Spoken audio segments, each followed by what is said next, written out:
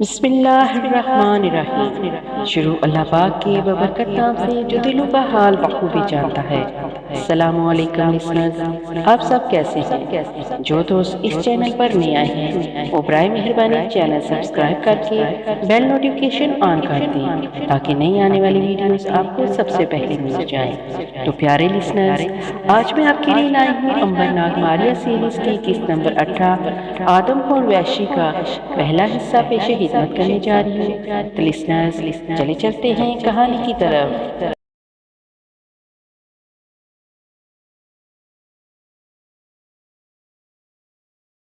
نوکیلے چٹانوں والے ویران قلعے میں خوفناک بلا امبر کے سامنے کھڑی تھی۔ اس کے ساتوں پیر ہاتھ پھیلے ہوئے تھے اور اس کے بھیانک دانتوں والے ڈرونے منہ کے اندر سے آگ کے شعلے باہر کو لپک رہے تھے۔ ایسا لگتا تھا جیسے اس کی زبانیں شعلے بن کر لہرا رہی ہوں۔ امبر کو یہ تو خبر تھی کہ وہ مرے گا نہیں، چاہے بھوت اور بلا کچھ بھی کرے، مگر وہ بھوت کو ہلاک بھی کرنا چاہتا تھا جو اسے بہرام جن کی مدد کے بغیر مشکل نظر آتا تھا۔ امبر بہرام جن سے مدد نہیں لینا چاہتا تھا، اس لیے کہ وہ اپنی کمزوری بہرام جن پر ظاہر نہیں کرنا چاہتا تھا۔ اس کی ہمیشہ سے یہی کوشش رہی تھی کہ وہ ہر مصیبت کا مقابلہ خود کرے اور ڈٹ کر مقابلہ کرے۔ کنیز کی روح یا بہرام جن سے وہ وہاں مدد لیتا جہاں وہ ہر طرف سے نا امید ہو جاتا۔ پس امبر نے یہاں بھی اکیلے ہی بھوت کا مقابلہ کرنے کا فیصلہ کر لیا۔ ناگ ایک زہریلے سانپ کے روپ میں بھوت کے عقب میں پہنچ گیا تھا۔ وہ بھوت پر حملہ کرتے ہوئے گھبرا رہا تھا۔ اسے خطرہ تھا اگر بھوت نے پلٹ کر اسے پکڑ لیا تو وہ اسے مروڑ کر کچل دے گا اور ناگ تو مر بھی سکتا تھا۔ امبر کی طرح اس میں اتنی طاقت نہیں تھی کہ وہ ہمیشہ زندہ رہ سکے، پھر بھی وہ حملہ ضرور کرنا چاہتا تھا۔ وہ ایک طرف ہٹ کر اس فکر میں پڑ گیا کہ بھوت کے حملہ کرے تو کہاں سے کرے۔ بھوت امبر کی طرف بڑھا۔ اس نے امبر کو دیکھ لیا تھا۔ اس نے ایک بھیانک چیخ ماری۔ یہ چیخ پہلے کی طرح بے حد اونچی اور ڈرا دینے والی تھی۔ سارے پہاڑ اس آواز سے لرز اٹھے، مگر امبر اپنی جگہ پر قائم رہا۔ بھوت یہ چاہتا تھا کہ کسی طرح امبر کو ڈرا کر بے ہوش کر دیا جائے اور پھر اسے قتل کر کے لاش دریا میں پھینک دی جائے، مگر امبر اپنی جگہ پر چٹان کی طرح مضبوطی سے کھڑا تھا اور بھوت کی آنکھوں میں آنکھیں ڈال کر دیکھ رہا تھا۔ بھوت کی بڑی بڑی سرخ آنکھوں میں جیسے پہاڑوں کا لاوا ابل رہا تھا۔ روشنی اور گرم سورج کی لہروں کا دریا اچھل رہا تھا اور آنکھوں میں بے حد ڈراؤنی کشش تھی۔ بھوت کی آنکھوں میں آج تک کوئی آنکھیں ڈال کر نہ دیکھ سکا تھا۔ اس کی پہلی شکست تو یہی ہو گئی کہ امبر اس کی آنکھوں میں آنکھیں ڈال کر دیکھ رہا تھا۔ امبر نے بلند آواز میں ناگ سے کہا، ناگ تم جہاں بھی ہو میری ایک بات غور سے سنو۔ اس بھوت کی گردن پر پوری طاقت اور پورے زہر کے ساتھ حملہ کرنا۔ اس کی گردن سب سے نازک حصہ ہے۔ ناگ نے امبر کی بات سن لی تھی۔ بھوت نے بھی یہ آواز سن لی اور وہ زیادہ غضبناک ہو گیا۔ زیادہ غصے کے ساتھ امبر پر حملہ کرنے لگا۔ وہ بہت اونچا، لمبا اور چوڑا چکلا تھا۔ اس کا ایک ہاتھ بڑے زور کے ساتھ امبر کی طرف آیا۔ امبر جلدی سے ایک طرف ہٹ گیا۔ بھوت کے ہاتھ کی ضرب نے چٹان کو دو ٹکڑے کر دیا اور وار حالی جاتا دیکھ کر بھوت نے دوبارہ امبر پر حملہ کیا۔ امبر پھر بچ گیا۔ وہ بڑا حیران تھا کہ سانپ کہاں ہے اور کیا کر رہا ہے جو بھوت کی گردن پر کاٹتا کیوں نہیں۔ اس نے دوبارہ ناگ کو آواز دی، ناگ تم حملہ کیوں نہیں کرتے، کس بات کا انتظار کر رہے ہو؟ ناگ نے امبر کی آواز سنی تو چوکس ہو کر آگے بڑھا۔ اصل میں وہ بھوت پر حملہ کرتے ہوئے ڈر رہا تھا۔ زندگی میں پہلی بار اسے خوف محسوس ہونے لگا تھا۔ اس کو نہ جانے کیوں یقین سا ہو گیا تھا کہ اگر اس نے بھوت پر حملہ کر دیا تو بھوت اسے زندہ نہیں چھوڑے گا، لیکن ادھر اس کے دوست امبر کی آواز بار بار اسے مجبور کر رہی تھی کہ وہ بھوت کا مقابلہ کرے۔ چنانچہ سانپ اپنی جگہ سے ہلا اور اس نے زمین پر پڑے پڑے دبے دبے بھوت کی طرف رینگنا شروع کر دیا۔ بھوت اس وقت امبر کو اپنی مٹھی میں پھانسنے کی کوشش کر رہا تھا اور امبر ادھر سے ادھر بھاگ کر اس کے حملوں سے بچ رہا تھا۔ سانپ نے پیچھے سے جا کر اپنا پھن پھیلایا اور اچھل کر بھوت کی پیٹھ پر سوار ہو گیا۔ اس نے بھوت کی پیٹھ پر سے اوپر کی طرف رینگنا شروع کر دیا۔ بھوت کو یوں محسوس ہوا جیسے اس کی پیٹھ پر کوئی چینٹی رینگ رہی ہو۔ اس نے کوئی خیال نہ کیا اور زمین پر سے ایک بھاری بھرکم پتھر اٹھا کر امبر کے سر پر دے مارا۔ पत्थर अंबर के सर पर लगा और वो दो टुकड़े होकर गिर पड़ा। भूत एकदम ठठक कर खड़ा हो गया। इसने बड़े गौर से अंबर को देखा। वो अपनी जिंदगी में पहली बार एक ऐसे इंसान को देख रहा था जिसके अंदर इतनी ताकत थी कि वो पहाड़ जैसे पत्थर को दो टुकड़े कर दे। इसके सर से लहू का एक कतरा भी ना निकला। वो अब ज्यादा गुस्से के साथ अंबर पर हमला करने लगा। इसने बड़ी बड़ी चट्टानों को उठाकर अंबर के इर्द गिर्द फेंकना शुरू कर दिया। अंबर बचकर कहाँ जाता, कभी वो इधर हो जाता, कभी उधर हो जाता, यहाँ तक कि इसके चारों तरफ चट्टानें खड़ी हो गई और वो इसके अंदर कैद हो गया। इस पर भूत खौफनाक कहका लगाकर हंसा। जमीन थरथरा गई। इस वक्त सांप भूत की गर्दन पर पहुंच चुका था। सांप ने आओ देखा न ताओ फौरन अपने दांत भूत की गर्दन पर गाड़ दिए। अपना सारा जहर भूत के सारे जिस्म में दाखिल कर दिया। भूत को यूं महसूस हुआ जैसे इसकी गर्दन पर चींटी ने काट लिया हो। इसने एक हाथ उठाकर गर्दन पर मारा तो इसके हाथ में सांप आ गया। भूत ने गुस्से में सांप को दोनों हाथ में लेकर इसके 6-7 टुकड़े कर दिए और परे फेंक दिया। अंबर ने भूत को सांप के टुकड़े करते देखा तो वो कांप उठा। जो नहीं होना चाहिए था वो हो गया था। इसका प्यारा और वफादार दोस्त मर गया था। अंबर की आंखों में खून उतर आया। इसने फैसला कर लिया कि अब वो इस भूत को जिंदा नहीं छोड़ेगा। इसने आंखें बंद करके बहराम जिन को आवाज़ दी, बहराम तुम जहाँ कहीं भी हो मेरी मदद को आओ। इस वक्त बहराम जिन तिब्बत की बर्फपोश पहाड़ों के ऊपर चीन के मुल्क की तरफ उड़ा जा रहा था। इसने अपने दोस्त अंबर की आवाज़ सुनी तो वहीं से वापस मुड़ गया। वो समझ गया कि अंबर ने इसे यूं ही नहीं बुलाया होगा। वो ज़रूर किसी ऐसी मुसीबत में फंस गया होगा जिसने इसे बेबस कर दिया होगा। एक पल के अंदर अंदर हवा में उड़ता हुआ बहराम जिन वहां पहुंच गया। इसने क्या देखा कि अंबर चट्टानों की चारदीवारी में कैद है और एक 6-7 हाथ पांव वाला ऊंचा लंबा भूत इसे हलाक करने की कोशिश कर रहा है। बहराम जिन ने अपने दोस्त को बेबसी की हालत में देखा तो इसकी आंखों में खून उतर आया। इसने गरजदार आवाज़ में पूछा, अंबर क्या हुक्म है मेरे दोस्त, मेरे आका। अंबर अपने दोस्त नाग की मौत पर बेहद गमज़दा था। इसने कहा, बहराम इस भूत को टुकड़े टुकड़े कर दो, इस तरह जिस तरह इसने मेरे प्यारे दोस्त के टुकड़े टुकड़े किए हैं। जो हुक्म मेरे आका। बहराम इतना कहकर भूत की तरफ बढ़ा। भूत ने भी बहराम जिन की आवाज़ सुन ली थी मगर वो इसे कहीं दिखाई नहीं दे रहा था। इतने में एक जगह इससे बहुत बड़ा दरख्त अपने आप अपनी जड़ों से उखड़ गया और भूत के सर पर बड़े ज़ोर से आकर लगा। भूत ज़रा लड़खड़ाया। वो समझ गया कि इसका मुकाबला किसी ताकतवर जिन से पड़ गया है। भूत भी एकदम गायब हो गया। अब हालत ये थी कि बहराम जिन तो भूत को गायब होने के बावजूद देख रहा था मगर भूत बहराम को ना देख सकता था। बहराम जिन ने दोनों हाथों से भूत को उठाकर जमीन पर पटक दिया। एक धमाका बुलंद हुआ जैसे किसी ने बहुत बड़े पहाड़ को अपनी जगह से उखाड़कर पत्थरों पर मार दिया हो। भूत के 2 पांव टूट गए। इसने बड़े जोर से चीख मारी और जिन पर पत्थरों की बारिश शुरू कर दी। लेकिन बहराम जिन इस भूत से बहुत ज़्यादा ताकतवर था। इसने भूत को एक बार फिर अपने हाथों पर उठाया और इस दफ़ा पूरी कुव्वत के साथ एक नुकीली चट्टान के ऊपर दे मारा। चट्टान की नोक भूत के सीने के आर पार हो गई और वहाँ खून का दरिया बहने लगा। बहराम जिन ने दूसरी चट्टान उखाड़कर दोनों हाथों पर उठाई और भूत के सर पर मारकर इसका सर कुचल दिया। भूत के मुंह से एक आखिरी खौफनाक चीख निकली और वो मर गया। इसके मरते ही बाड़े में बंधी हुए सारी बकरियां दोबारा इंसान बन गई। ये लोग एक दूसरे को हैरत से देखने लगे कि वो इस जगह कैसे आए। इनमें औरतें भी थे, बच्चे भी थे, जवान भी थे और बूढ़े भी थे। भूत की लाश भी जाहिर हो गई थी।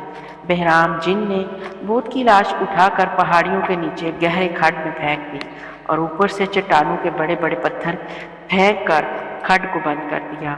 मेरे आका, अब ये बला कभी शहर वालों को तंग नहीं करेगी। अंबर ने दुखी आवाज़ के साथ कहा, बहराम इस भूत ने मेरे अजीज दोस्त नाग को कुचल कर हलाक कर दिया है। मैं ये गम सारी ज़िंदगी ना भुला सकूँगा। बहराम जिन ने कहा, मेरे दोस्त मुझे अफसोस है कि तुम्हारा वफादार और गहरा दोस्त नाग मर गया है, लेकिन शायद तुम्हें इल्म नहीं। अगर तुम इसके सारे टुकड़े उठाकर किसी थैले में बंद करके अपने पास रख लो और हिमालय की चोटियों में बहने वाली झील नंदनसर के पानी में इसे छींटे दो تو 2 سال کے بعد سانپ دوبارہ زندہ ہو جائے گا۔ عنبر نے کہا بہرام کیا تم مجھے وہاں لے جا سکتے ہو؟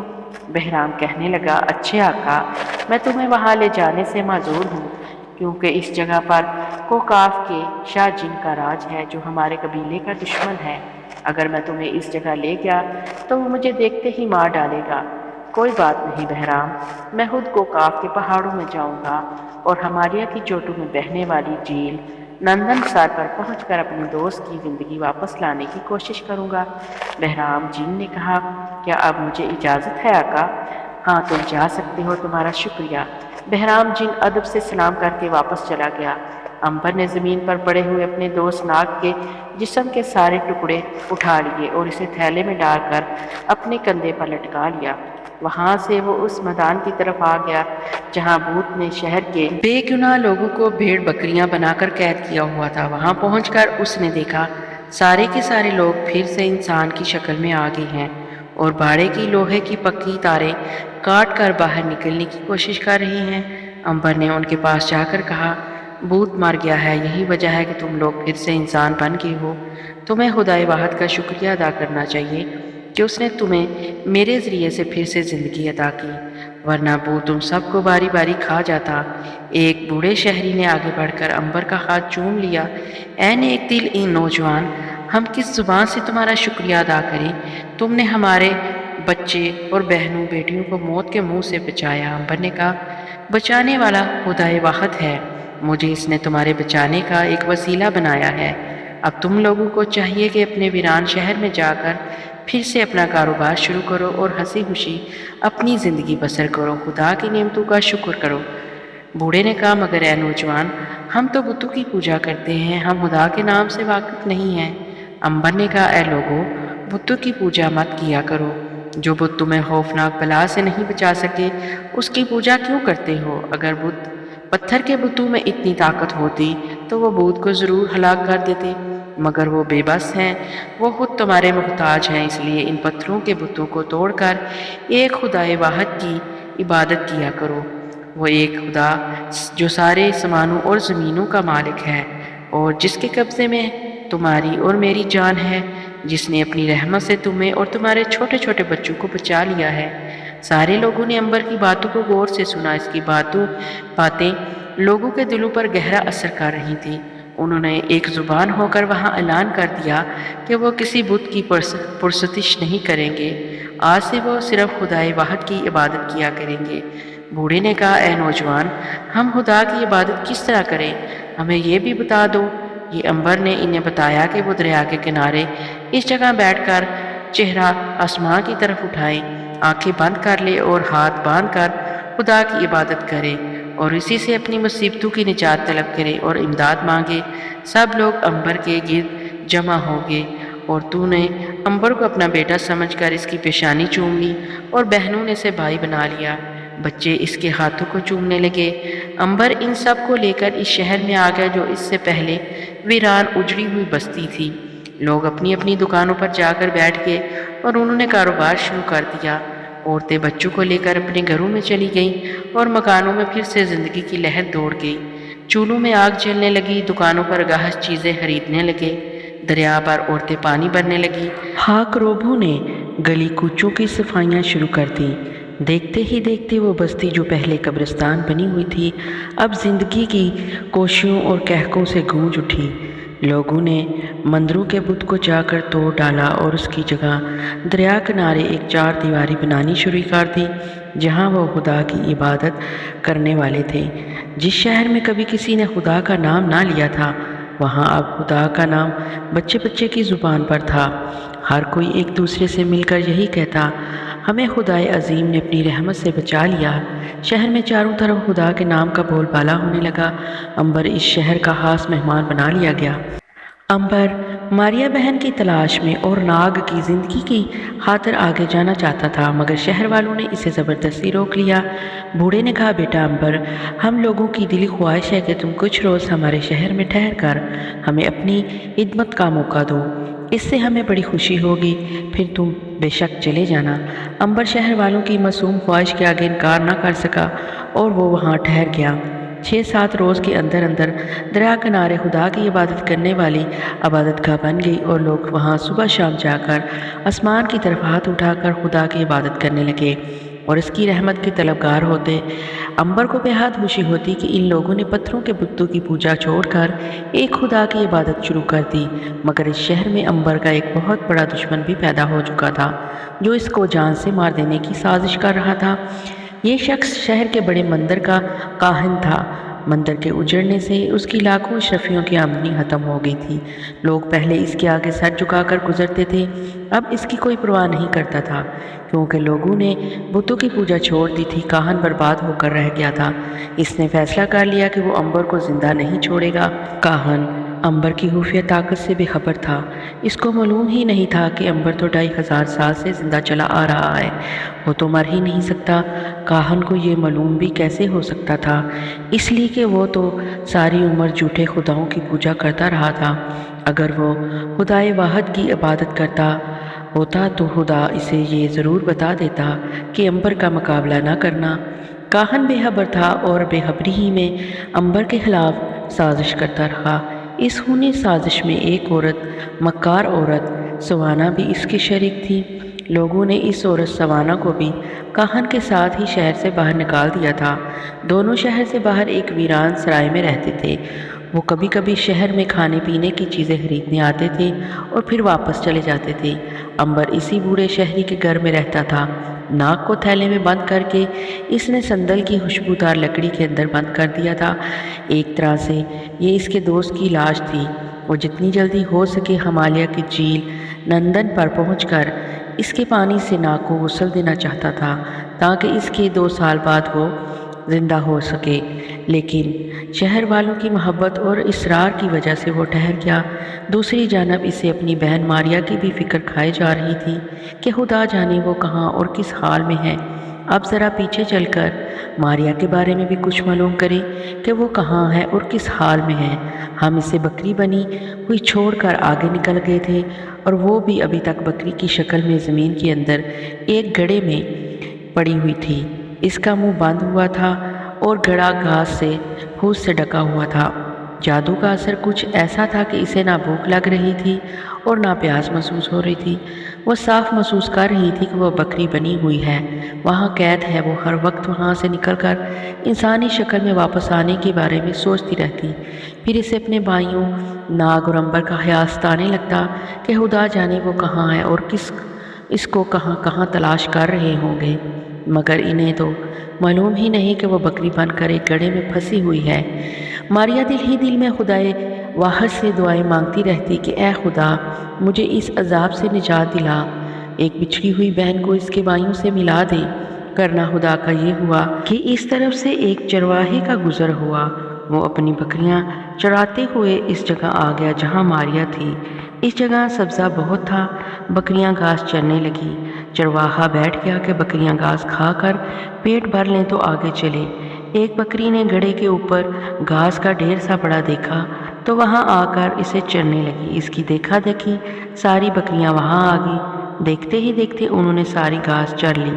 اب نیچے بکریوں ہوئے ایک اور بکری نظر آئی تو انہوں نے زور زور سے ممیانا شروع کر دیا۔ چرواہے نے بکریوں کا شور سنا تو وہ اٹھ کر وہاں آ گیا کہ یہ بکریاں ممیا کیوں رہی ہیں۔ اب جو اس نے گھڑے کے نیچے ایک اور بکری کو دیکھا تو بڑا حیران ہوا کہ یہ بکری کہاں سے آ گئی۔ وہ جلدی سے گھڑے میں اترا اور بکری کو باہر نکال لایا۔ وہ بڑا خوش ہوا کیونکہ بکری کی آنکھیں نیلی تھیں۔ ایسی بکری بڑی مشکل سے ملا کرتی ہے۔ اس نے بکری کے منہ کے گرد لپٹا ہوا کپڑا کھول دیا۔ ماریا نے سکھ کا سانس لیا اور چرواہے کی طرف رحم طلب نظروں سے دیکھنے لگی۔ وہ ممیا کر اسے کہہ رہی تھی کہ میں بکری نہیں ہوں بلکہ ایک لڑکی ہوں اور مجھے جادو کے زور سے بکری بنا دیا گیا ہے، لیکن اس کی زبان بھلا کون سمجھ سکتا تھا۔ چرواہا تو اس بات پر ہی خوش تھا کہ اسے ایک نئی اور نیلی آنکھوں والی بکری مل گئی ہے جو یقیناً دوسری بکریوں سے زیادہ دودھ دے گی، اور اگر وہ منڈی میں لے جا کر اسے فروخت کرے گا تو اس کی قیمت بہت زیادہ پڑے گی۔ چرواہا بکریوں کو گھاس چرانے کے بعد واپس اپنے گھر لے آیا۔ اس نے دوسری بکریوں کو تو عام جگہ پر باندھ کر رکھا، مگر نیلی آنکھوں والی بکری کو اپنی کوٹری کے باہر درخت کے ساتھ باندھ دیا اور اسے بڑا نرم اور خوشبودار گھاس کھانے کو دیا۔ اس کا باپ بھی نیلی آنکھوں والی بکری کو دیکھ کر بہت خوش ہوا۔ نیلی آنکھوں والی بکری یعنی ماریا چرواہے کے گھر میں رہنے لگی۔ کچھ دنوں بعد چرواہے کے باپ نے کہا، بیٹا یہ نیلی آنکھوں والی بکری تو زیادہ دودھ نہیں دیتی، پھر اس کا کیا فائدہ ہے؟ یہ بہتر نہیں ہے کہ تم اسے منڈی میں لے جا کر بیچ دو، اس طرح ہمیں بہت سے پیسے مل جائیں گے اور ہم 7-8 اور بکریاں خرید سکیں گے۔ چرواہا بولا، بابا جان آپ کا کہنا سر آنکھوں پر، میں کل ہی گاؤں کی منڈی میں اسے لے جا کر بیچ دوں گا۔ اگر قسمت نے ساتھ دیا اور سمجھدار گاہک مل گیا تو ہمیں بہت سے پیسے مل جائیں گے۔ چنانچہ دوسرے روز چرواہا نیلی آنکھوں والی بکری یعنی ماریا کو لے کر گاؤں کی منڈی میں آ گیا۔ وہاں بہت رونق تھی اور خوب خرید و فروخت ہو رہی تھی۔ کاروباری لوگ اپنی پسند کی بکریاں خرید کر لے جا رہے تھے۔ چرواہا بھی اپنی نیلی آنکھوں والی بکری کو لے کر وہاں پہنچ گیا۔ جب لوگوں نے دیکھا کہ ایک نیلی آنکھوں والی بکری بھی وہاں آئی ہوئی ہے تو وہاں لوگوں کا ایک ہجوم اکٹھا ہو گیا۔ ہر کوئی بڑے شوق اور بڑے غور سے بکری کو دیکھ رہا تھا۔ ماریا بھی یہ سب کچھ دیکھ رہی تھی اور دل میں خوف کھا رہی تھی کہ دیکھو اس کے ساتھ اب کیا سلوک ہوتا ہے۔ یہ بھی ہو سکتا ہے کہ کوئی گاہک اسے خرید کر گھر لے جائے اور اسے پیار سے پالتو جانور بنا کر رکھے، اور یہ بھی ہو سکتا ہے کہ وہ جاتے ہی اسے دیوتاؤں کے نام پر ذبح کر دے۔ آخر وہی ہوا جس کا خطرہ تھا۔ ایک سوداگر نے منت مانی تھی کہ اگر اس کے گھر لڑکا پیدا ہوا تو وہ دیوتا کے آگے نیلی آنکھوں والی بکری قربان کرے گا۔ اس سوداگر کی شہر میں ایک بہت بڑی حویلی تھی۔ وہ بہت امیر آدمی تھا، خدا کا دیا اس کے پاس سب کچھ تھا، صرف وہ اولاد سے محروم تھا۔ جب اس نے دیوتاؤں کے آگے جا کر منت مانی تو اس کے گھر لڑکا پیدا ہو گیا۔ اب اس نے خود چل کر نیلی آنکھوں والی بکری تلاش کرنا شروع کر دی۔ اس علاقے میں نیلی آنکھوں والی بکری کا ملنا بہت مشکل تھا۔ کئی شہروں کی خاک چھاننے کے بعد اس منڈی میں آ گیا۔ وہ ادھر ادھر منڈی میں گھومتا پھر رہا تھا۔ اس نے ایک جگہ لوگوں کا ہجوم دیکھا تو وہ وہاں پہنچ گیا۔ جب اسے معلوم ہوا کہ ایک چرواہا نیلی آنکھوں والی بکری فروخت کرنا چاہ رہا ہے تو سوداگر بے حد خوش ہوا۔ دیوتاؤں نے اس کی یہ آرزو پوری کر دی تھی۔ سوداگر نے چرواہے سے پوچھا کہ وہ بکری کے کیا دام لے گا۔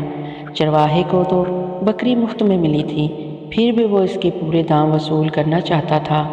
اس نے سوداگر پر یہ ظاہر کیا کہ اس کو کئی مہینوں کی تلاش کے بعد جنگل میں یہ بکری ملی، اس لیے وہ اپنی محنت کے پورے پیسے لے گا۔ سوداگر نے کہا، تم زبان سے جو کہو گے میں تمہیں وہی دوں گا، بولو اس بکری کے کتنے پیسے لوگے؟ چرواہے نے کچھ سوچ کر اپنی طرف سے بہت زیادہ دام بتاتے ہوئے کہا، 2000 سونے کی اشرفیاں۔ سوداگر بولا، اگر تم 10,000 سونے کی اشرفیاں بھی مانگتے تو میں تمہیں ضرور دیتا، بہرحال تم نے 2000 طلب کیے ہیں تو میں تمہیں 2000 ہی دوں گا، لیکن اپنی طرف سے تمہیں 1000 اشرفیاں انعام کے طور پر دوں گا، کیونکہ تم نے مجھے ایک ایسی چیز لا کر دی ہے جس کی مجھے بے حد ضرورت تھی اور جو مجھے کہیں بھی نہیں مل رہی تھی۔ سوداگر نے اسی وقت تھیلی میں سے 3000 سونے کی اشرفیاں نکال کر چرواہے کے حوالے کی اور نیلی آنکھوں والی بکری یعنی ماریا کو لے کر اپنی حویلی کی جانب چل پڑا۔ ماریا اس کے ساتھ چل دی۔ اس کی سمجھ میں نہیں آ رہا تھا کہ آخر سوداگر کو نیلی آنکھوں والی بکری کی اتنی کیا ضرورت تھی۔ کیا وہ اسے اپنے بچے کے لیے خریدنا چاہتا تھا یا وہ اسے دیوتا کے آگے قربان کرنا چاہتا تھا؟ ماریا کا دل بکری کے جسم کے اندر زور زور سے دھڑکنے لگا۔ اس نے دل ہی دل میں خدائے واحد سے دعا کی کہ اے میرے خدائے واحد عظیم و برتر، مجھے اس وقت تک زندہ رکھنا جب تک کہ میرے بھائی عنبر اور ناگ مجھے مل نہیں جاتے۔ سوداگر بکری کو لے کر حویلی میں آ گیا۔ ماریا کو ایک صاف ستھری کوٹری میں ایک ستون کے ساتھ باندھ دیا گیا۔ اس کے آگے زیتون اور کھجور کے ہرے بھرے تازہ پتے ڈال دیے گئے۔ اس کی گھر میں بہت خدمت ہونے لگی۔ قربانی کا دن قریب آ رہا تھا۔ ایک روز سوداگر کی بیوی اپنے بیٹے کو گودی میں اٹھائے بکری کے پاس آئی اور اسے اس کے اوپر سے وارا، پھر اس نے بکری کے ماتھے پر ہاتھ لگا کر اپنے بچے کے ماتھے پر لگایا۔ ماریا فوراً سمجھ گئی کہ اسے قربانی کے لیے وہاں لایا گیا ہے۔ پھر بس کیا تھا، اس کا دل ایک دم ڈوبنے لگا۔ وہ سنگ مرمر کے فرش پر بیٹھ گئی۔ اس کی نیلی آنکھوں میں سے آنسو آ گئے، مگر وہاں اس کے آنسو پوچھنے والا کوئی نہیں تھا، بلکہ کسی کو خیال بھی نہیں آ سکتا تھا کہ بکری رو رہی ہے۔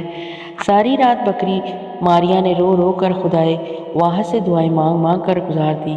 دوسرے روز ایک پجاری نے آ کر ماریا کے سر پر سندور ڈالا، گلے میں پھولوں کی مالا پہنائی اور بلند آواز میں دیوتاؤں کی خوشنودی کے لیے منتر پڑھنے لگا۔ اب تو ماریا کو صاف صاف پتہ چل گیا تھا کہ اس کی قربانی دی جا رہی ہے، صرف اسے یہ معلوم نہیں تھا کہ اسے کب اور کس وقت قربان کیا جا رہا ہے۔ ماریا نے خیال میں دیکھا کہ پجاریوں نے پکڑ کر اسے زبردستی دیوتا کے بت کے آگے چبوترے پر لٹا دیا ہے۔ لوبان سلگ رہا ہے، ڈول بج رہے ہیں، منتر پڑے جا رہے ہیں۔ پھر ایک پجاری چھرا لے کر اس کی طرف بڑھتا ہے، وہ بے بس اور مجبور ہو کر چبوترے پر پڑی ہے۔ لوگوں نے اسے یوں جکڑ دیا تھا کہ وہ ذرا سا بھی ہل نہیں سکتی تھی۔ وہ پجاری کو دیکھ رہی تھی کہ اس نے چھرا دیوتاؤں کی طرف لہرایا اور کچھ منتر پڑے، پھر آہستہ آہستہ چھرا اس کی گردن کی طرف آتا ہے۔ اسے ذبح کیا جا رہا ہے، اس کی گردن کاٹی جا رہی ہے۔ جب چھرا اس کی گردن کے بالکل قریب آ گیا تو اس نے زور سے چیخ ماری اور وہ بے ہوش ہو گئی۔ پجاری سوداگر سے کہہ رہا تھا، کل صبح مندر میں قربانی شروع ہو جائے گی، آپ اس بکری کو لے کر سورج نکلنے سے پہلے مندر پہنچ جائیں۔ سوداگر نے جھک کر کہا، میں ضرور پہنچ جاؤں گا جناب۔ پجاری نے آخری بار بکری کے جسم پر ہاتھ پھیرا اور منتر پڑھتا وہاں سے نکل گیا۔ ماریا کو یوں محسوس ہوا جیسے کسی نے اس کے جسم پر چھرا پھیر دیا ہو، وہ کانپ کر رہ گئی ہو۔ اس کی آنکھوں میں آنسو آ گئے، اس لیے کہ اسے اپنے دونوں بھائیوں کو یاد آ گئی تھی، جنہیں خبر بھی نہیں تھی کہ ان کی بہن پر کیا گزرنے والی ہے۔ وہ سوچنے لگی کہ اگر وہ دوسرے روز قربان کر دی گئی تو پھر کیا ہوگا۔ وہ تو اپنا بچاؤ بھی نہیں کر سکے گی، وہ تو کسی کو بھی نہیں کہہ سکے گی کہ اسے قربان نہ کرو، وہ بکری نہیں بلکہ ایک عورت ہے۔ لیکن اسے یقین بھی ہو گیا تھا کہ وہ بچ نہیں سکے گی۔ پجاری کا چھرا اسے اپنی آنکھوں کے سامنے لٹکتا ہوا نظر آ رہا تھا۔ اب کوئی کرامت ہی اسے، معجزہ ہی اسے قربان ہونے سے بچا سکتا تھا۔ یہ اس کی زندگی کی آخری رات تھی، وہ اپنی زندگی ختم کر بیٹھی تھی۔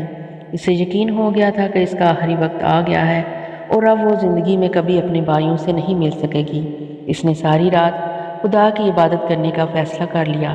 وہ چپ چاپ فرش پر ستون کے ساتھ لگ کر بیٹھ گئی اور دل ہی دل میں خدا سے دعائیں مانگنے لگی کہ اس کی موت کو وہ آسان کر دے اور جب اس کی گردن پر پجاری کی چھری چلے تو اسے تکلیف نہ ہو۔ اس نے خدا سے گڑ گڑا کر اپنے گناہوں کی معافی مانگی، پھر اپنے بھائیوں کے لیے خوشحالی اور صبر کی دعا مانگی۔ اس کی نیلی آنکھوں سے آنسو بہہ رہے تھے۔ پچھلی رات کو اس کی آنکھ کھلا گئی اور وہ سو گئی۔ ابھی رات کا ایک پہر باقی تھا کہ اس کی آنکھ کھل گئی۔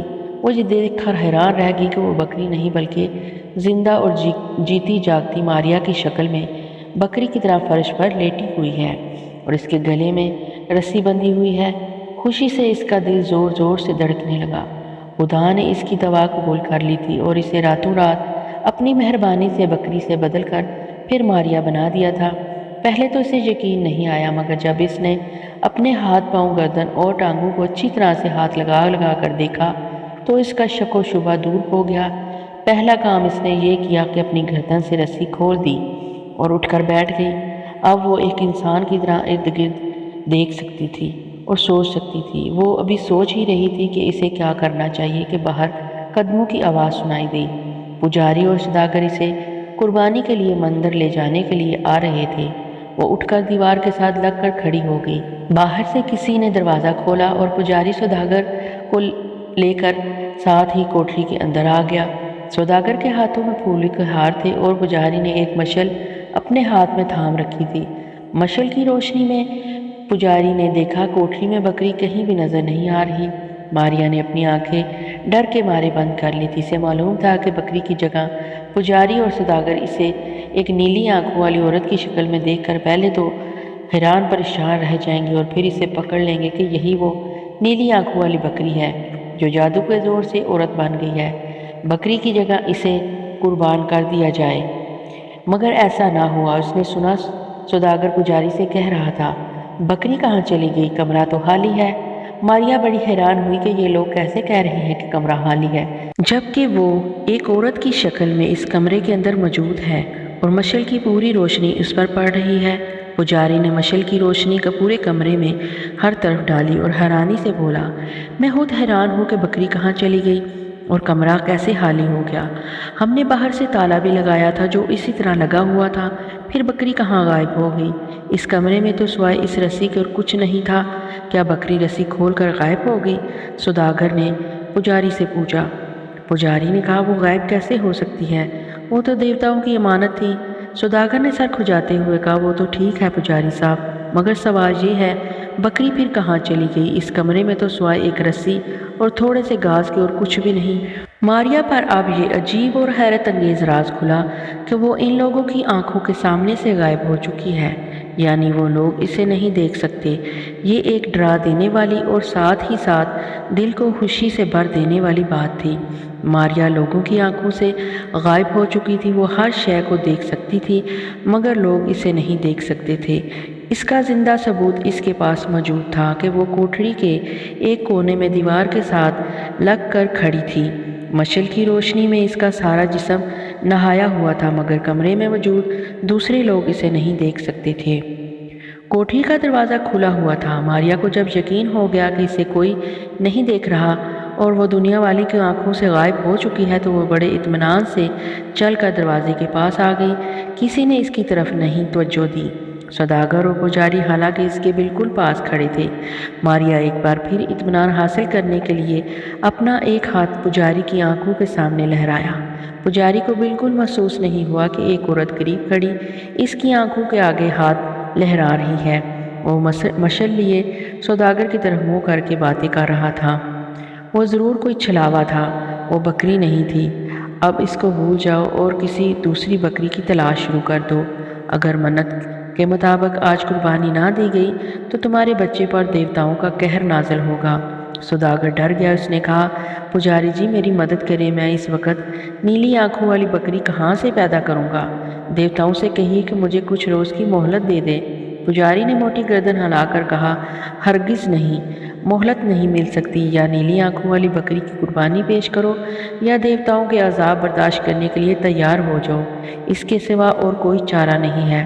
ماریا کو بیچارے سوداگر کی حالت پر بڑا ترس آیا اور کمینے پجاری سے اسے خواہ مخواہ پریشان کر رہا ہے۔ ماریا نے سوچا اسے کوئی نہیں دیکھ رہا، پھر کیوں نہ وہ سوداگر کی مدد کرے اور پجاری کو بھی خوفزدہ کر دے۔ اس خیال کے آتے ہی اس نے کوٹھی کے ایک کونے میں جا کر اپنی آواز میں روح پیدا کرتے ہوئے کہا، سنو اے سوداگر، میں دیوتا بہل کی بیوی بول رہی ہوں، میرا نام دیوی کا بوس ہے۔ ماریا کی آواز سن کر سوداگر اور پجاری دنگ رہ گئے۔ انہوں نے گھوم پھر کر کمرے میں دیکھا مگر وہاں انہیں کوئی عورت نظر نہیں آئی۔ ماریا نے کہا، تم چاہے جتنی کوشش کر لو تم مجھے ہرگز نہیں دیکھ سکو گے، اس لیے کہ میں دیوی کا بوس ہوں اور تم دنیا والوں کی آنکھیں مجھے نہیں دیکھ سکتی۔ اے نیک دل سوداگر، میری بات غور سے سنو، مجھے دیوتا بہل نے خاص طور پر تمہارے پاس بھیجا ہے۔ سوداگر تو خوف کے مارے زمین پر دوزانو ہو گیا اور ہاتھ باندھ کر بولا، اے مقدس دیوی، میں آپ کے حکم کا منتظر ہوں۔ ماریا نے کہا، ہم نے تمہاری قربانی بکری کی جو تم نے دی تھی قبول کر لی ہے، ہم اسی لیے نیلی آنکھوں والی بکری کو یہاں سے اٹھا کر لے گئے ہیں۔ اب تمہیں کسی نیلی آنکھوں والی بکری کی قربانی دینے کی ضرورت نہیں۔ ہاں، اگر پجاری چاہتا ہے کہ قربانی دیوتا کے سامنے ضرور ہو تو وہ اپنی موٹی گردن تھوڑی سی کاٹ کر اپنا خون ہمارے قدموں پر نچھاور کر سکتا ہے، ہم اس کے خون سے خوش ہو جائیں گے۔ کیا خیال ہے تمہارا پجاری جی؟ پجاری تو اتنا سن کر زمین پر گر پڑا۔ دیوی جی مجھے معاف کر دے، میں تو آپ کا ناچیز غلام ہوں، مجھے معاف کر دے، دیوتاؤں کے لیے مجھے معاف کر دے۔ آپ نے فرما دیا ہے کہ آپ نے قربانی قبول کر لی ہے تو ہم سب خوش ہیں، آپ کی بڑی مہربانی ہے دیوی جی، میرا خون نہ بہائیں، میں تو مر جاؤں گا۔ دیوی جی، ماریا نے ہنس کر کہا، کیا اب تم کسی نیلی آنکھوں والی بکری کو قربان کرو گے؟ پجاری گڑ گڑا کر بولا، ہرگز نہیں، ہرگز نہیں دیوی جی، میں آپ کے قدموں میں گر کر وعدہ کرتا ہوں کہ اب کبھی کسی نیلی آنکھوں والی بکری کو قربان نہیں کروں گا۔ ماریا کہنے لگی، ہم تمہیں معاف کرتے ہیں، لیکن یہ بتاؤ پجاری کہ تم اتنے ہٹے کٹے اور موٹی گردن والے کیوں ہو جبکہ پوجا کرنے والے غریب لوگ سوکھے سوکھے ہوتے ہیں؟ پجاری نے کہا، دیوتاؤں کی مہربانی ہے دیوی جی۔ ماریا نے ڈانٹ کر کہا، بکواس بند کرو، یہ کیوں نہیں کہتے کہ غریب لوگوں کی 2 وقت کی روٹی پیٹ بھر کر نہیں ملتی اور تم حلوے مانڈے اڑاتے ہو؟ पुजारी बोला, माफ़ कर दें देवी जी, माफ़ कर दें, मैं अपनी मोटी गर्दन पतली कर लूँगा, अब गरीबों को भी खाने को दिया करूँगा। सौदागर ने कहा, देवी जी पुजारी को माफ़ कर दें, आपकी बड़ी मेहरबानी होगी। लेकिन मारिया पुजारी के साथ कोई ना कोई शरारत ज़रूर करना चाहती थी। इसे तजर्बे ने यह साबित किया था कि ये पुजारी लोग बड़े संगदिल होते हैं। ये गरीब लोगों के साथ कुत्तों से भी बदतर सलूक करते हैं और बड़ी आसानी से जानवरों की गर्दन पर छुरा चला देते हैं। अब भी अगर खुदा मारिया की मदद करके इसे गायब ना करता तो इस मोटे गर्दन वाले पुजारी ने मारिया के गर्दन पर छुरी फेर देनी थी।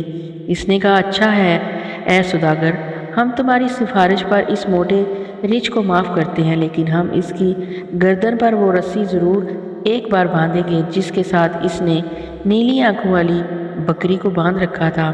सौदागर ने कहा, देवी जी क्या इस गरीब पुजारी को माफ़ नहीं किया जा सकता?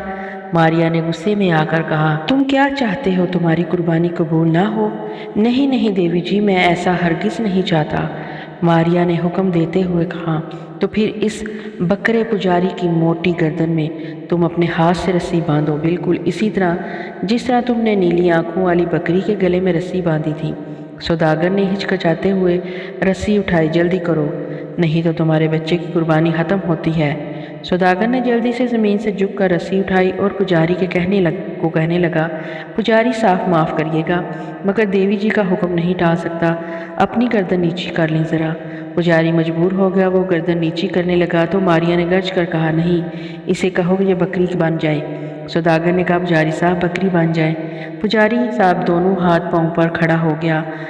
सौदागर ने इसके गले में रस्सी बांधकर गिरा लगाई और हाथ बांध कर बोला, और हुक्म दे देवी जी, बस आज ये सारा दिन बकरी बना इसी तरह इस कमरे में बंधा रहेगा। अगर शाम होने से पहले किसी ने इसे खोल कर आज़ाद किया तो तुम्हारे बच्चे पर आफत हो जाएगी। तुम सुन रहे हो ना? कभी नहीं होगा देवी जी, ऐसा कभी नहीं होगा। अच्छा, अब हम जा रहे हैं। पुजारी बकरी बना वहाँ बैठा रहा, सौदागर हाथ बांधे खड़ा रहा और मारिया बड़े सुकून के साथ कमरे से बाहर आ गई। कमरे से निकलकर वो हवेली के बरामदे में से गुजरकर दलान में आ गई। सुबह का उजाला चारों तरफ फैला हुआ था। दलान में औरतें एक तरफ बैठी कुर्बानी की तैयारियां कर रही थी और लोहे और मिट्टी के बड़ी बड़ी परातों में घी डाल रही थी। मारिया इन पर मुस्कुराती हुई हवेली से बाहर निकल गई। शहर में लोग बेदार हो चुके थे, दुकानें खुल रही थी, घरों में औरतें सुबह का नाश्ता तैयार कर रही थी। अब मारिया को सख्त भूख महसूस हो रही थी। जितनी देर तक वो बकरी बनी रही, इतनी देर तक तो उसे भूख बिल्कुल भी महसूस नहीं हुई, बल्कि बहुत कम लगती थी। बल्कि कई रोज़ तक तो वो खाती ही कुछ नहीं थी, मगर अब औरत के रूप में वापस आते ही इसे एकदम से भूख लग गई। इसे महसूस हुआ कि इसका मैदा तो बिल्कुल खाली है, मगर सवाल यह है कि वो कहाँ से कुछ लेकर खाए। फिर इसने सोचा कि वो लोगों की नज़रों से गायब हो चुकी है, वो जिस घर में चाहे जाकर अपनी पसंद की चीज़ उठाकर खा सकती है। इस ख्याल से वो दिल ही दिल में हंस पड़ी। बाज़ार में लोग इसके करीब से होकर गुजर रहे थे, मगर कोई इसको नहीं देख रहा था। इसने एक औरत की तरफ गौर से देखा, मगर इस औरत को कुछ पता ना चल सका। वो चुपके से अपने ध्यान में आगे गुजर गई।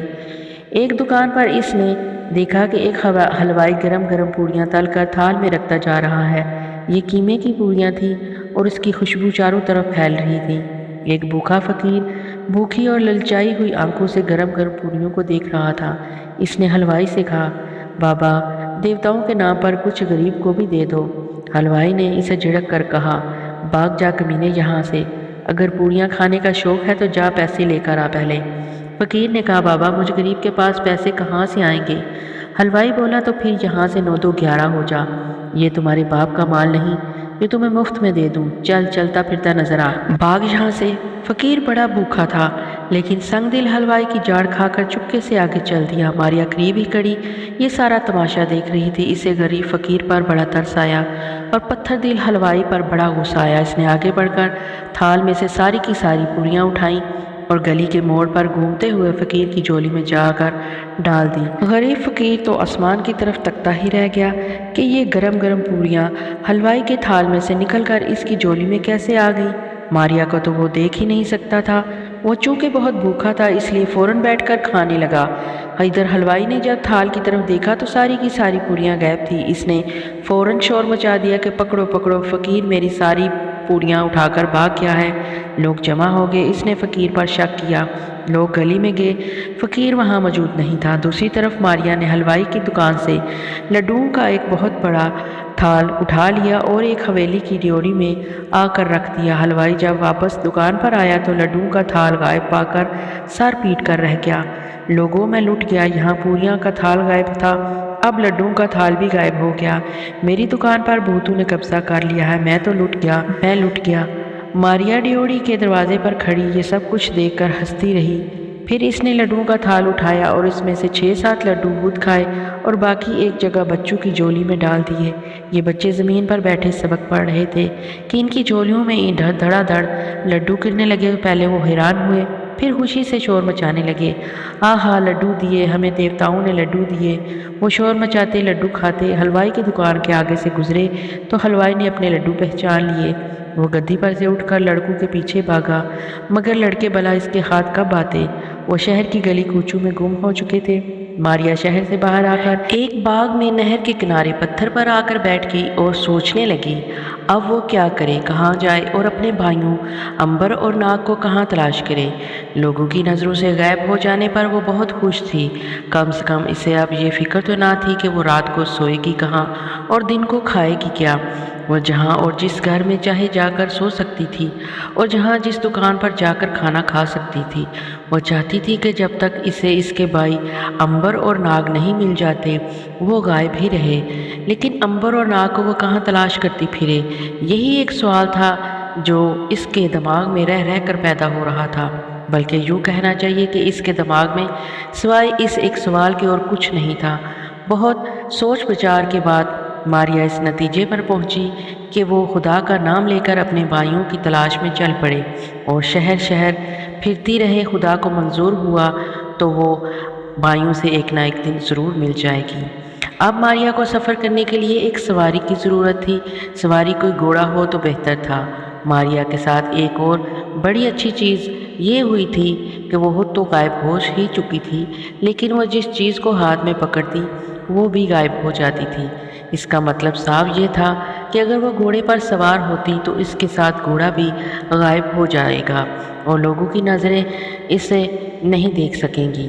وہ کسی اچھے گھوڑے کی تلاش میں ایک گھوڑے کی منڈی میں آ گئی۔ اس منڈی میں جگہ جگہ گھوڑے بندھے ہوئے تھے، ان میں کمزور گھوڑے بھی تھے اور عربی نسل کے طاقتور گھوڑے بھی تھے۔ ہر گھوڑے پر زین کسی ہوئی تھی۔ ماریا منڈی میں چلتی پھرتی ایک عربی گھوڑے کے پاس آ کر کھڑی ہو گئی۔ اس گھوڑے کی زین کے ساتھ بستر اور پانی کی چھاگل بھی لٹک رہی تھی۔ یہ گھوڑا سفر کے لیے بڑا شاندار اور موزوں تھا۔ 2-4 بیپاری اس کے پاس کھڑے گھوڑے کو بڑے غور اور شوق سے دیکھ رہے تھے۔ ماریا نے وقت ضائع کرنا مناسب نہ سمجھا، اسے یہ گھوڑا پسند آ گیا تھا اور وہ اسی پر سوار ہو کر سفر کرنا چاہتی تھی۔ چنانچہ اس نے بغیر کسی جھجک کے آگے بڑھ کر گھوڑے کی بھاگ تھامی اور رکاب میں پاؤں رکھا اس پر سوار ہو گئی۔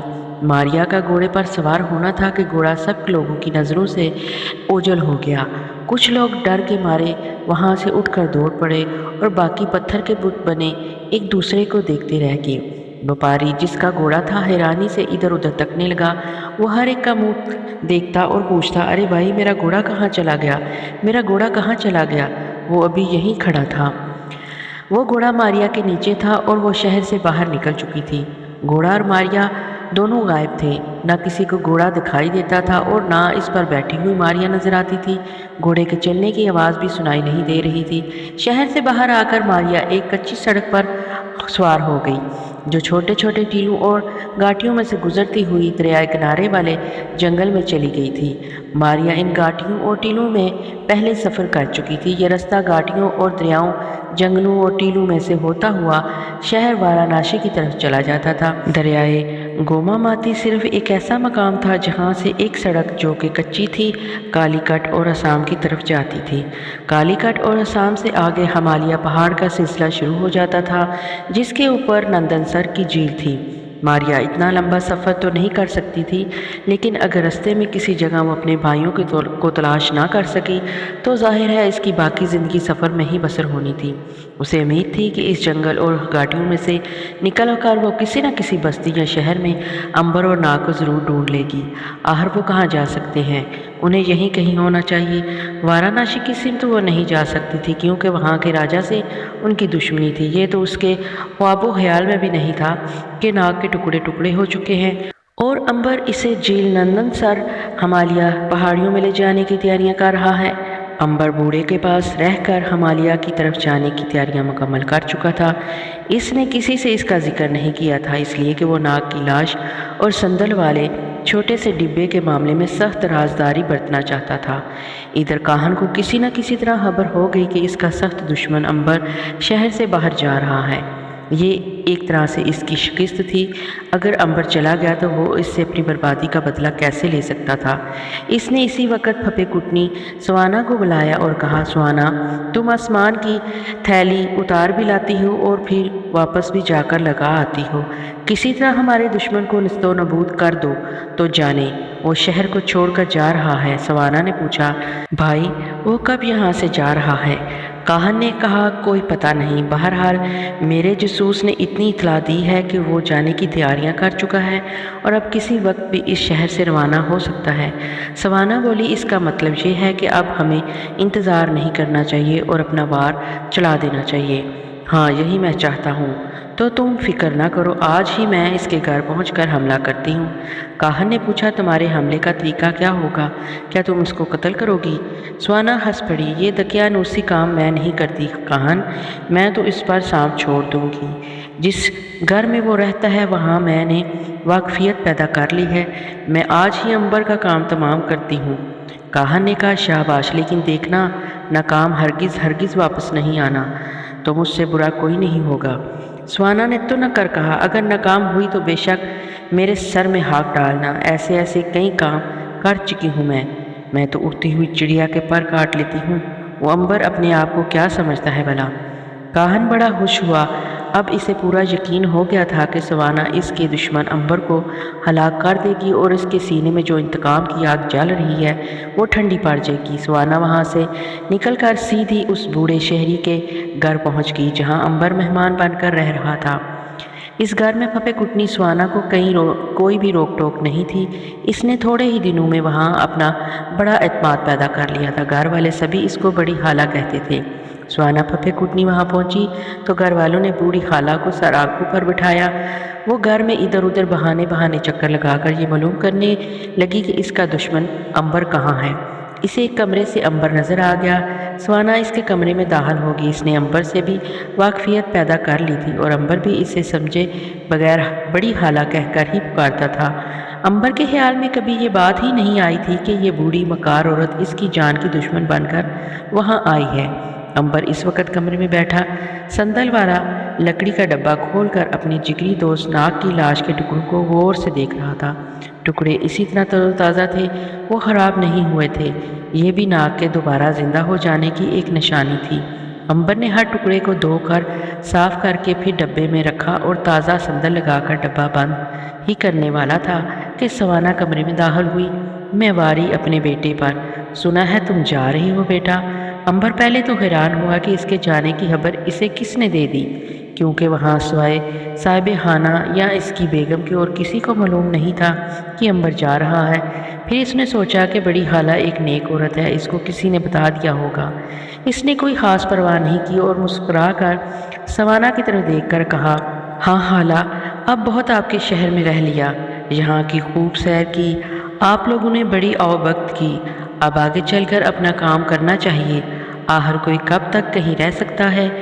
سوانا نے ٹھنڈا سانس بھر کر کہا، یہ تو تم ٹھیک کہتے ہو بیٹا، اس دنیا میں مسافروں کے ٹھکانے بدلتے رہتے ہیں، آج یہاں کل وہاں، یہی اس دنیا کے سفر کی ریت ہے۔ مکار بڑھیا ساتھ ساتھ باتیں بھی کرتی جا رہی تھی اور ساتھ ہی ساتھ بڑی ہوشیاری سے اس زہریلے کالے سانپ کو بھی جیب سے نکال رہی تھی جو وہ اس مقصد کے لیے ساتھ لائی تھی کہ اس سے امبر کو ڈسوا کر مروا دے گی۔ اس نے بڑی چلاکی سے سانپ نکال کر امبر کے پیچھے پلنگ پر چھوڑ دیا۔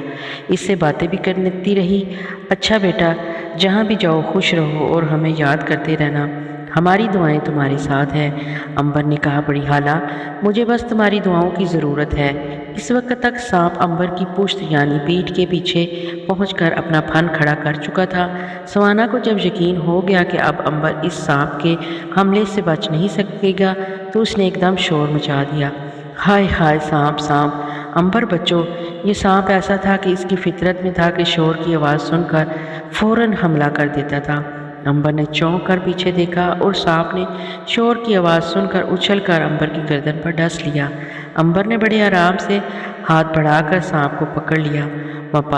مکار پھپھے کٹنی نے یوں ہی ویویلا کرنا شروع کر دیا، ہائے بیٹا، اسے چھوڑ دو، تمہیں اس نے کاٹ لیا ہے، جلدی سے کسی حکیم کے پاس چلو۔ حالانکہ مکار عورت کو اچھی طرح سے معلوم تھا کہ اس ناک کا کانٹا بڑی مشکل سے ایک گھڑی نکالتا ہے، ڈسے جانے کے بعد 2-3 سیکنڈ کے بعد وہ نیلا ہو کر مر جاتا ہے، مگر امبر بڑے سکون کے ساتھ بیٹھا سانپ کو مٹھی میں پکڑے غور سے اسے دیکھ رہا تھا۔ وہ سمجھ گیا کہ یہ ساری شرارت سوانا بڑھیا کی ہے اور سانپ اسی نے جیب سے نکال کر وہاں چھوڑا ہے، مگر وہ بوڑھی خالہ کو شرمندہ نہیں کرنا چاہتا تھا کیونکہ اس کا تو کچھ نہیں بگڑا تھا۔ اس نے مسکرا کر کہا، بڑی خالہ گھبراؤ نہیں، اگر اس سے بھی زیادہ زہریلا سانپ مجھے کاٹ لے گا تو مجھے کچھ نہیں ہو سکتا، میرا خون ہی ایسا ہے کہ مجھ پر زہر کا اثر نہیں ہوتا۔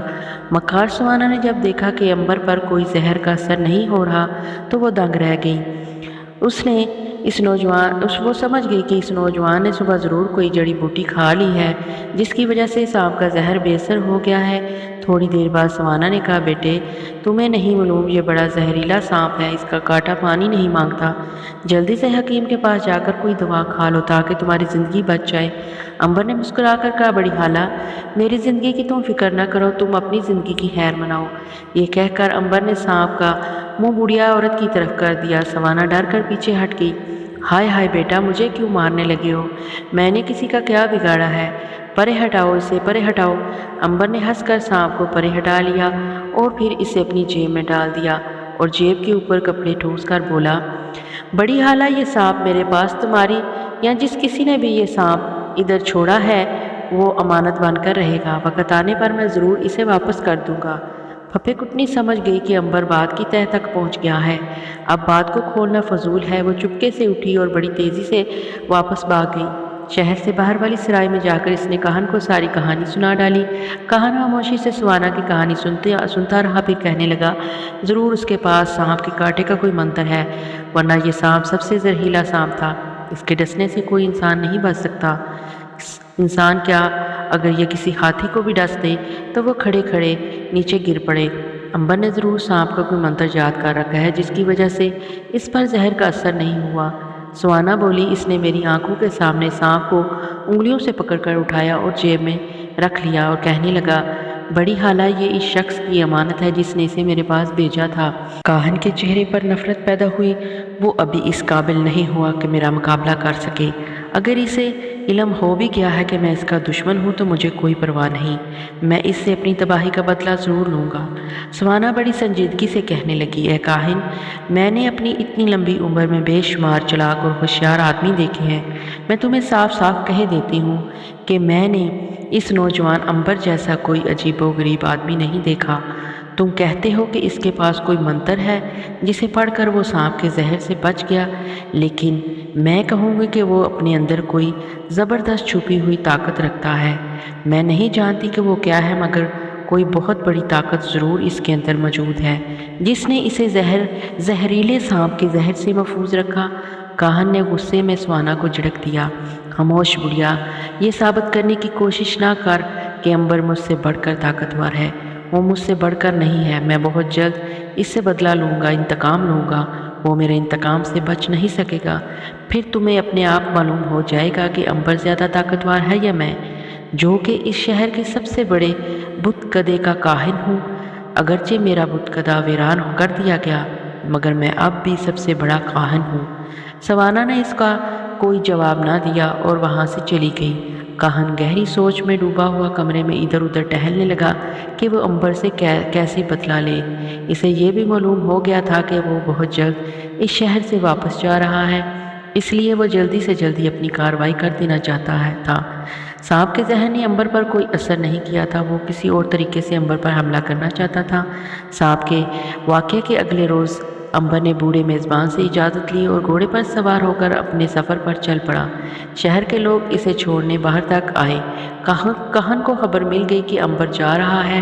اس نے فیصلہ کر لیا کہ وہ امبر کا پیچھا کرے گا اور رستے میں کسی جنگل میں اسے ہلاک کر دے گا۔ काहन ने अपने साथ 2 बेहतरीन वफादार साथी लिए और अंबर का पीछा शुरू कर दिया। मारिया सुबह के वक्त शहर से चली थी। जंगल में ही इसे शाम होने लगी। इसे भूख महसूस हुई। जंगल में इसे सिवाय जंगली फलों के और कुछ नहीं मिल सकता था, इसलिए ऐसे दरख्तों की तलाश शुरू कर दी जिस पर फल लगे हों। एक जगह चश्मे के ऊपर इसे एक फलदार दरख्त नजर आया जिस पर अंजीरें लगी हुई थी। मारिया वहाँ घोड़े से उतर गई। घोड़े से उतरते ही घोड़ा एकदम जाहिर हो गया। अब मारिया तो गायब थी और घोड़ा नजर आ रहा था। वो एक जगह घोड़े को बांधकर घास उसके आगे डालकर बैठ गई और मारिया करीब ही पत्थर पर बैठकर मीठी मीठी अंजीरें तोड़कर खाने लगी। अंजीरें खाकर उसने पानी पिया और सोचने लगी कि रात सर पर है, वो जंगल में किस जगह रात बसर करे। आखिर उसने झाड़ियों के दरमियान एक जगह पसंद कर ली। वहाँ इसने रात बसर करने का फैसला कर लिया और घास पर लेट गई। इसे नींद तो नहीं आ रही थी, इसकी वजह सिर्फ यही थी कि वो अपने आप को देख नहीं सकती थी। मारिया को ज़िंदगी में पहली बार महसूस हुआ कि जो शख्स गायब हो जाता है इसे कैसी कैसी दुश्वारियों का सामना करना पड़ता है। मसलन फल खाते वक्त इसका हाथ होंठों के पास आकर इधर उधर हट जाता है, क्योंकि ना तो इसे अपना हाथ नज़र आता है और ना फल नज़र आता है और ना अपना मुंह ही दिखाई देता था। अब वो घास पर लेट तो गई थी लेकिन अपने जिस्म को देख नहीं पा रही थी। इसकी वजह से इसे नींद में बड़ी दिक्कत हो रही थी। वो आदी थी अपने आप को देखकर सोने की, यहाँ वो गायब थी। दूसरे इसे ये भी ख्याल सता रहा था कि वो कहाँ जा रही है, इसकी मंजिल कहाँ है, इसके भाई इसे कहाँ मिलेंगे, क्या वो इस बेमकसद सफ़र को कभी ख़त्म कर पाएगी। क्या ऐसा तो नहीं कि वो सारी उम्र गायब हालत में भटकती रहेगी और अंबर नाग इसे कभी नहीं मिलेंगे। यही बातें सोचते सोचते वो ऊँघने लगी। इसका घोड़ा इसके सामने दरख्त के साथ बंधा हुआ था। वह इसे दिखाई दे रहा था, यानी घोड़ा गायब नहीं था। वो सिर्फ इस वक्त गायब होता जब वो इस पर सवार होती। मारिया ऊँघ रही थी कि इसे कुछ लोगों की आवाज़ें सुनाई दी। वो होशियार हो गई। रात के वक्त जंगल में ये कौन लोग आ रहे थे। इसे इतना मालूम था कि रात के वक्त जंगल में आमतौर पर चोर और डाकू लोग ही फिरा करते हैं। मारिया ने झाड़ियाँ हटाकर देखा। जंगल में अंधेरा था, मगर चांद की रोशनी दरख्तों से छिन छिन कर नीचे आ रही थी, जिसकी वजह से कहीं कहीं हल्की हल्की रोशनी फैली हुई थी। मारिया ने चांद की चांदनी में देखा 3 आदमी जिन्होंने तलवारें और नेज़े उठा रखे थे और घोड़ों पर सवार थे। कदम कदम चलते इसी तरफ आ रहे थे जिधर मारिया घास पर बैठी थी। मारिया कुछ अंदाज़ा ना कर सकी कि वो लोग सिपाही हैं या डाकू। वो आपस में बातें भी कर रहे थे। असल में ये तीनों इसी इलाके के बदनाम डाकू थे जिन्होंने चारों तरफ दहशत फैला रखी थी और सरकारी सिपाही इनकी तलाश में थे। एक डाकू जो इनका सरदार था कहने लगा, मेरा ख्याल है हमें इसी जगह कुछ वक्त ठहर कर रात गहरी होने का इंतज़ार करना चाहिए।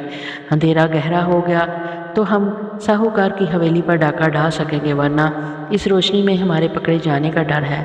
दूसरा डाकू बोला, मेरा तो ख्याल है कि हमें हवेली पर हमला कर देना चाहिए। तीसरे ने कहा, क्या तुम हमको मरवाना चाहते हो? सरदार, मैं तुम्हारे ख्याल के साथ हूँ, हम अंधेरा होने का बाद ही डाका डालेंगे।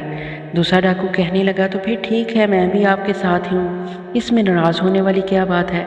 सरदार ने अचानक एक तरफ देखकर कहा, ज़रा देखना तो वो सामने दरख्तों के नीचे कोई घोड़ा बंधा हुआ है। दोनों डाकू बोले, हाँ सरदार, वो घोड़ा है। मालूम होता है कि इसका मालिक भी वहीं कहीं सो रहा होगा। होशियार होकर घोड़े के पास चलते हैं, मालिक को सोते में कत्ल करके इसके घोड़े को काबू में कर लेते हैं। आओ मेरे साथ। मारिया ने इन डाकुओं की गुफ्तगू सुनी तो दिल में हंसने लगी कि ये भी कितने बेवकूफ़ हैं। घोड़े के मालिक को तो वो सारी ज़िंदगी तलाश करे तो नहीं कर सकेंगे। अच्छा, इन्हें आगे आने तो देखती हूँ क्या करते हैं। तीनों डाकू जंगल में घोड़े के इर्द गिर्द फैल गए और उन्होंने छुप कर घोड़े की तरफ बढ़ना शुरू कर दिया। इनका ख्याल था कि घोड़े का मालिक घोड़े के पास ही कहीं सो रहा होगा। वो मालिक को वहीं हलाक करना चाहते थे। वो अंधेरे में झाड़ियों के बीचों बीच रेंगते हुए मारिया के घोड़े के करीब पहुंच गए। उन्होंने घोड़े के इर्द गिर्द इसके मालिक की तलाश शुरू कर दी। सारा इलाका छान मारा, मगर घोड़े का मालिक इन्हें कहीं दिखाई नहीं दिया। असल में घोड़े का मालिक तो इनकी नज़रों से गायब था। वो इन्हें कैसे नज़र आता? मारिया इनको पागलों की तरह इधर उधर टमक टोइयाँ मारते देखकर बड़ी खुश हो रही थी। सरदार ने कहा, कमाल है, घोड़ा मौजूद है पर इसका मालिक कहीं नज़र नहीं आ रहा। दूसरे ने कहा, आखिर वो इतना कीमती घोड़ा जंगल में अकेला छोड़कर कहाँ जा सकता है। तीसरा कहने लगा, मेरा ख्याल है कि ये घोड़ा नहीं बल्कि कोई भूत प्रेत है। सरदार बोला, मैं किसी जिन या भूत प्रेत को नहीं मानता, کمزور آدمی ہی بھوت سے ڈرتے ہیں، طاقتور آدمی سے بھوت خود ڈر جاتا ہے اور انسان کے آگے دوڑتے ہوئے بھاگ جاتا ہے۔ میں ایک بہادر سردار ہوں، میں بھوت سے ہرگز نہیں ڈرتا۔ پہلا ڈاکو بولا، تو پھر اس گھوڑے کا مالک کہاں ہے؟ آخر وہ اس جنگل میں گھوڑا چھوڑ کر کہاں جا سکتا ہے؟ سردار نے گھوڑے کی پیٹھ پر ہاتھ پھیرتے ہوئے کہا، مالک ہوا کہیں چلا گیا ہو، بہرحال یہ قیمتی گھوڑا ہمارا ہے، ہم اسے بازار میں بیچ کر بہت روپیہ حاصل کر سکتے ہیں، اسے کھول کر ساتھ لیے چلتے ہیں، ڈاکے کا مال اسی پر لاد کر لائیں گے۔ سردار کے حکم پر ایک ڈاکو نے ماریا کے عربی نسل کے قیمتی گھوڑے کو درخت سے کھول کر اپنے ساتھ کر لیا اور وہ جنگل میں آگے بڑھنے لگے۔ ماریا سے اب صبر نہیں ہو سکتا تھا، کیونکہ ڈاکو اس کے سامنے اس کا گھوڑا کھول کر لے جا رہے تھے۔ وہ اپنی جگہ سے اٹھی اور ڈاکو کے پیچھے پیچھے چلنے لگی۔ وہ ڈاکو کو ایک ایسا سبق سکھانا چاہتی تھی کہ وہ آئندہ سے کسی بے گناہ شریف شہری کے ہاں ڈاکہ نہ ڈالے۔ اس نے زمین سے ایک درخت کی ٹوٹی ہوئی شاخ اٹھائی اور آگے بڑھ کر ڈاکو کے سردار کے سر پر دے ماری۔ ڈاکو نے تیش میں آ کر پیچھے دیکھا اور ایک ڈاکو کو زوردار تھپڑ دے مارا۔ کمینے مجھ پر حملہ کرتا ہے؟ ڈاکو نے حیرت سے کہا، سردار میرے تو دونوں ہاتھ خالی ہیں، یہ دیکھ لو۔ اس دفعہ ماریا نے وہی لکڑی پہلے بار ڈاکو کے سر پر دے ماری۔ وہ سر پکڑ کر بیٹھ گیا۔ دوسرے ڈاکو نے کہا، سردار اس جنگل میں بھوت پریت بستے ہیں، خدا کے لیے یہاں سے بھاگ چلو۔ سردار نے کڑک آواز میں کہا، بکواس بند کرو، میں کسی بھوت پریت کو نہیں مانتا، مجھ سے بڑھ کر کوئی بھوت نہیں ہے۔ وہ ابھی بات ہی کر رہا تھا کہ ماریا نے زمین سے ایک پتھر اٹھا کر سردار کے سر پر دے مارا۔ سردار چکر کھا کر گر گیا، اس کے ماتھے سے خون بہنے لگا۔ ایک ڈاکو نے کانپتے ہوئے کہا، سردار بھوتوں نے ہم پر حملہ کر دیا ہے، بھاگ چلو۔ سردار نے گرج کر کہا، خاموش، یہ بھوت نہیں ہے، ضرور کوئی چھپ کر ہم پر حملہ کر رہا ہے، میں ایک ہی ایک کو مزہ چکھا دوں گا۔ سردار نے تلوار کھینچ لی اور جھاڑیوں پر حملہ کر دیا۔ ماریا نے سوچا کہ اگرچہ وہ غائب ہے مگر اس کا جسم فضا میں موجود ہے، وہ نہ ہو کہ سردار کی تلوار لگ جائے اور وہ دو ٹکڑے ہو جائے۔ وہ ایک درخت کے پیچھے چھپ گئی۔ اس نے دیکھا کہ اس کا گھوڑا ایک طرف کھڑا ہے۔ وہ لپک کر اس کی طرف آ گئی اور گھوڑے پر سوار ہو گئی۔ گھوڑا اس کے سوار ہوتے ہی غائب ہو گیا۔ ڈاکو نے گھوڑے کو غائب ہوتے دیکھا تو وہ تھر تھر کانپنے لگے۔ سردار گھوڑا غائب ہو گیا ہے۔ اب تو سردار کی سٹی بھی گم ہو گئی، کیونکہ وہ گھوڑا واقعی ہی غائب ہو گیا تھا۔ حالانکہ ایک لمحے پہلے وہ وہاں پر موجود تھا، لیکن وہ ایک بہادر شخص تھا اور وہم پرست نہیں تھا۔ وہ جن بھوت کا بھی مقابلہ کر سکتا تھا۔ یہی وجہ ہے کہ اس نے نعرہ لگا کر کہا، او بھوت کے بچے، تو جہاں کہیں بھی ہے میرے سامنے آ، مجھ سے مقابلہ کر۔ چھپ چھپ کر حملہ کرنا مردوں کا نہیں عورتوں کا کام ہے۔ اب سردار کو کیا معلوم کہ یہ ایک عورت ہی ہے جو چھپ چھپ کر اس پر حملہ کر رہی ہے۔ ماریا نے گھوڑے پر بیٹھے بیٹھے ایک ڈاکو کے کندھے پر سے نیزہ کھینچ لیا اور پوری طاقت سے سردار کی ٹانگوں پر نیزہ دے مارا۔ سردار کی ران میں نیزہ گھس گیا، وہ زخمی ہو کر نیچے گر پڑا۔ ماریا نے دوسرا نیزہ لے کر پہلے ڈاکو کی ران کو بھی شدید زخمی کر دیا۔ تیسرا ڈاکو بھاگنے لگا تو ماریا نے تلوار کا ایک ہاتھ مار کر اس کا ایک پیر کاٹ دیا اور وہ چیخ مار کر زمین پر گر پڑا۔ ماریا چاہتی تھی کہ وہ ڈاکو کو کچھ اس طرح زخمی کر دے کہ وہ آگے سے کسی بے گناہ شہری کے گھر ڈاکہ مارنے کے قابل نہ رہے۔ ایک ڈاکو کا ٹخنا کٹ گیا۔ ماریا نے تلوار چلا کر باقی دو ڈاکو کے بھی ٹخنے توڑ دیے۔ وہاں ایک شور مچ گیا۔ تینوں ڈاکو زخمی ہو کر زمین پر پڑے آہو بکا کرنے لگے۔ ان کے کٹے ہوئے ٹخنے سے خون بہہ رہا تھا۔ ماریا نے بلند آواز میں کہا، اے ظالم انسانوں، تم لوگوں کو لوٹتے رہے، لوگوں کو بے گناہ قتل کر کے ان کے گھروں کو آگ لگاتے رہے، تمہیں اپنے گناہ کی سزا مل گئی ہے۔ اب تم کسی کا گھر نہ لوٹ سکو گے، کسی کو قتل نہ کر سکو گے۔ میں نے معصوم انسانوں کو تمہارے ظلم و ستم سے بچا لیا ہے۔ ڈاکو ہکا بکا رہ گئے۔ وہ ماریا کی آواز سن رہے تھے مگر وہ دکھائی نہیں دے رہی تھی۔ وہ سمجھ گئے کہ کوئی چڑیل وہاں آ گئی ہے۔ سردار نے کہا، کیا تم چڑیل ہو؟ اگر تم چڑیل ہو تو انسانوں سے ہمدردی کیوں کرتی ہو؟ چڑیل تو انسانوں کو کھا جاتی ہے۔ ماریا نے کہا، میں چڑیل نہیں ہوں، میں ایک نیک دل روح ہوں۔ میں غریب لوگوں کی دوست ہوں اور ظلم کرنے والوں کی دشمن ہوں۔ میں تمہیں گردن مروڑ کر مار سکتی ہوں مگر میں نے ایسا نہیں کیا، اس لیے کہ میں جانتی ہوں کہ اگر انسان توبہ کر لے تو وہ پھر سے نیک بن سکتا ہے۔ اس لیے اب تم بھی توبہ کر لو، آئندہ سے برائی نہیں کرو گے۔ اگر تم نے ایسا نہ کیا اور پاؤں ٹھیک ہونے پر پھر سے لوگوں کے گھر लूट و मार करने लगे, उनको कत्ल करना शुरू कर दिया तो मैं एक रोज़ आकर तुम्हारी गर्दनें मरोड़ दूंगी। डाकू ने एक आवाज़ होकर कहा, ए नेक दिल रूह, हम वादा करते हैं कि आंदा से नेक ज़िंदगी बसर करेंगे और कभी किसी आदमी का घर नहीं लूटेंगे, कभी किसी बेगुनाह शरीफ शहरी को कत्ल नहीं करेंगे। आइंदा से हम मेहनत मजदूरी करके अच्छे आदमियों की तरह ज़िंदगी बसर करेंगे। मारिया बोली, शाबाश, मैं तुमको माफ़ करती हूँ, खुदा भी तुमको माफ़ करेगा क्योंकि तुमने तौबा कर ली है और मुझे उम्मीद है कि तुम अपनी तौबा पर कायम रहोगे। अब तुम यहाँ से फ़ौरन निकल जाओ। बहुत अच्छा है नेक रूह। डाकू ने एक दूसरे को सहारा देकर घोड़ों पर सवार किया और वहाँ से रफू चक्कर हो गए। मारिया जंगल में अकेली रह गई। वो दिल ही दिल में बहुत मुस्कुराई। फिर वो उसी जगह झाड़ियों में आ गई, घोड़े को दरख्त के साथ बांधा और खुद घास पर लेटकर सो गई। सारी रात वो बेसुध होकर सोई रही।